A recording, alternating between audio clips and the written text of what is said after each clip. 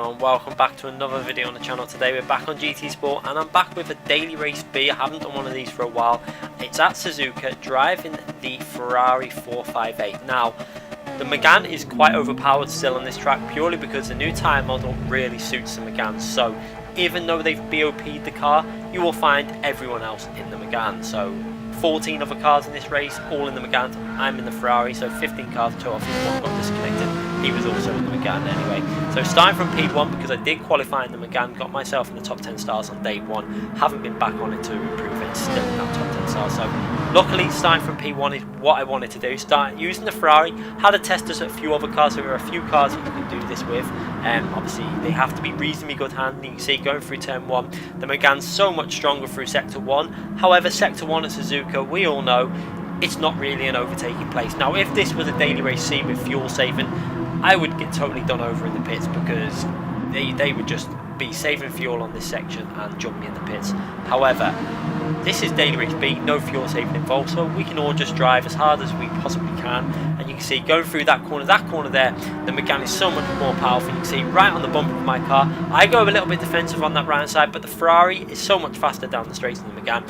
I get that covered, a little bit of a drift into that corner, managed to hold my line, getting through these corners comfortably and still in P1. P2 there in that Megane, putting me under a lot of pressure, but I'm able to defend it. One of my strong points is defensive driving, so I go very early into the apex this corner because I know the Ferrari has a very good strong front end and it's really easy to get on the power early. So you can see coming out the corner, even though the Megane is very strong out of corner exits, the Ferrari can live with it.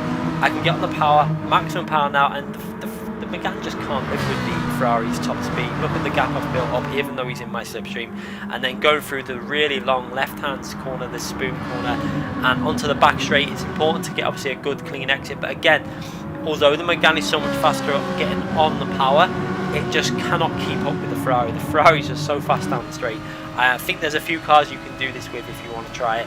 Although a bit of a word of advice is, the reason I can do this is because this is a top split race with quite respectful drivers. Now this would be very risky in a lower split race starting from P1. I think a lot of the lower splits with less than clean drivers would just probably barge you out of the way, but luckily for me the guy behind's got a lot of respect. He's driving clean and he knows how to drive. But you can see again coming off that corner, although the Megane can take the corner better, the Ferrari, look at the speed difference down the straight now. The Ferrari, I'm using that Ferrari trying to break the slipstream a bit, but I've built myself up enough of a gap for where the Megane can even make it. You know, this is a corner the Megane's very strong on, so he would be able to make a move into that corner, but because of the Ferrari's speed, he cannot do that. Everything so far is going well. I'm still in P1. This was, you know, lap 1 was the lap that he's going to have the best opportunity probably to make an actual move. But look at the difference through these corners now. The Megane is so much faster through here. I'm pretty confident that if I would have chosen Megane for this race, I would have pretty much walked away with this race because this is one of my stronger combinations in the Megane. And on the new tyre model, it really does suit me. So I feel like I'm probably about maybe half a second to a second in between there, about 6-7 tenths of a second off the pace that I would be of the Megane. But this is fun, you know, defending against a more powerful car and just trying to hold on to the lead. So going really aggressive through there, nearly lost it, but just about held it on the track. And what's fortunate is he's not able to get on that inside line. And again, I just brake on the inside line, keep a nice tight line, and he tries to do the undercut here, but it's not going to work. The Ferrari has too much power. Look at the difference now on the power, and he just can't keep up with the 458's acceleration and also top speed. This Ferrari is a very underrated car. I will tell you that now. In the Group 4 cars, it might not be the best car for, you know, hitting the perfect times in time trial, but I think in race conditions it's very good. You can see again, getting very close to my rear. He's getting a little bit frustrated, I felt, which was a little bit scary because I don't want him to push me out the way. So again, getting on the power as early as possible. You can see even though he's in my slipstream, he's just not able to live with the Ferrari. So this is a corner that is very difficult in the Ferrari. You have to be so aggressive and then downshift to 5th really. So downshift into 5th and just trying to hold on to speed through that corner. But luckily he's not able to have a massive attempt at a move there. I take a really early apex into that corner because I thought I'm not giving that corner up. And he gets on the power really early, and again he's going to try and go around the outside of my car, but that's not going to work. He can't get on the power, and really go around the outside. It's just not really an overtaking opportunity. So he's just trying to get in that slipstream. I move over to the left hand side. I can see that again he's not able to make a move. I was a bit worried he might try and launch one up the inside there, but not close enough, and I carried a real amount of speed through that corner that time. Risked it, but it paid off, and still in P1. So managing to hold him off so far. This is lap 3 now, and just trying to really push as hard as I can and just keep it smooth. It's so important that I kept it smooth through these sections, because if I make one error, that Megane will just go clean around the outside of the Ferrari. But so far everything's going well. I'm holding him off, and he just can't get past me, and it probably was frustrating him. I can imagine him getting really annoyed, and he probably was swearing, and I don't know, maybe he enjoyed it, but I would probably be getting frustrated. But I managed again to hold him off through that corner where it seemed like that was the best opportunity he could get for an overtake, but the Ferrari was just too strong on the power, and he couldn't make a move there. So going into the hairpin again, got a little bit of a lead, so I can actually take a more normal line into this corner. But again, I like to take an early entry into that corner because the Ferrari is so good at getting on the power. It kind of gets out the corner really nice by taking an early apex. You can see in the distance that I'm still, considering this car isn't as powerful, P3 is actually not holding on to the pace that myself and the other Megane behind me are actually showing. And this lobby was pretty much all A and A plus rated drivers, so it's not a weak lobby. So this was really surprising me at this stage. The Ferrari really showing that it's an underused car. I think that although it's not the most powerful car in terms of its time trialing, in race conditions, I proved in the FIA season this car is a good car. So many people just overlook this car, and this is why I wanted to do this video, just to show you just how good this car actually can be.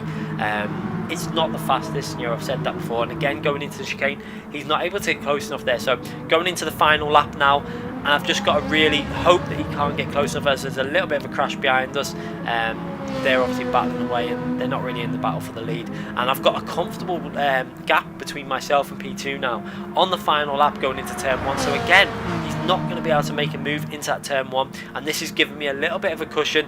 The only downside to this is the Megane's then going to get the momentum all the way through these corners now, because I'm not there to really slow him down. So you're going to see the difference in handling between the Megane and the Ferrari through this type of section. You can see getting closer and closer through every corner, and really starting to get close to the rear of my car. And what I was worried about this stage was if he's able to take this corner flat out now up ahead, I can't really take as much speed through this corner as a Megane, so I've got to really try and hook it up. I do that reasonably well, stay on the power, running wide, and he gets a really good exit from that corner. But again, he hasn't got the momentum to get close enough, even with that slipstream.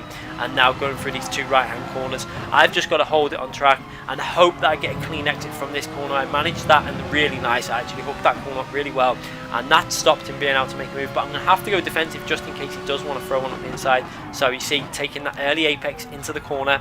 But again, watch how good the Ferrari is at getting on the power. Even the Megane struggles with the ability of that Ferrari through putting the power down really early. And that's one reason why I love this Ferrari, because I said it when I used it in the Manufacturers Championship, you can just stamp on the power and it will grip. It will not lose traction, even when the tyres are fading, in races with tyre wear. It doesn't really lose any traction. And again, the Megane getting very close to the rear of my car. I've got to get on that power and hope that he's not too close coming out of this final corner, because that's an opportunity he's going to have to make a move on the final chicane. But again, trying to break that slipstream. You can see the delta increasing, even though he's in my slipstream, I'm pulling away. But this corner is a very tricky one. You can see how tricky it is now when we go on board. Chucking it in, you have to really be aggressive and just try and hold the power in 5th gear. I can see that he's having a little look on the inside. I go to the middle of the track, make sure that he can't really make a move there. And then the final corner is, he tries to take a wide line to try and get on the power early, but again, he's not able to make a move there. And then I'm really happy with that. I managed to hold off the Megane for a full race. It just shows you don't always have to use the Megane, although I would be cautious with doing the strategy that I ran there to get the win. I think it'd be a bit risky in lower splits with not all S rated drivers, for example. I think you'd be running the risk of getting took out by someone that got a little bit wound up. But fortunately for myself, he drove a clean race, I drove a clean race, we had great fun, and I just wanted to show you just how you don't always have to go with the Megane. I know I do like to do it normally if I feel that it's the best option, but for that race I felt like there was a chance no matter how fast someone was behind you, the Ferrari could defend that position and keep P1. So I decided that way of doing it, and it paid off for myself, and I got a nice solid P1. Hope you enjoyed that video. I'm going to try and do more videos like this when it's possible. Obviously, I don't want to risk my drive rating too much with the FIA season on at the moment, so I have to be a bit cautious with that. I don't obviously want to get SR rated destroyed and my DR destroyed, by having a really bad race. So have to be careful with the tracks I pick and the cars I pick. But there's a few other cars that you might want to try for this strategy. I would recommend the Cayman. The Porsche Cayman can do it. It was very similar lap times to the Ferrari. Also the Honda NSX, I think, very able to do that. You could possibly try it with the Toyota as well, but the Toyota 86 is not quite as fast down the straight, so you might become a little bit compromised with that, but you might want to try it just to see how it feels. It's still a good car at this track. So there's some cars that you can try. I only had a very quick practice with this Ferrari, to be brutally honest. I just quickly went on. You could see the livery that I used, that I just jumped on, did about 3-4 laps in time trial, could see that it was possible to do it this car, and went into the race. I did try the Dodge Viper as well, but I found that the Dodge Viper was just a bit too weak on the corners to really have a go at it. So I hope you enjoyed that. Make sure you subscribe to the channel if you haven't already subscribed. Click the notification button so you don't miss any future videos. I do upload every single day. And obviously give this video a thumbs up if you've enjoyed it. I know I enjoyed racing that. It was really intense, trying to defend from P2 in the Megane. I did a good job, I feel, and hopefully we can do some more videos like that. Thanks again for watching, everyone.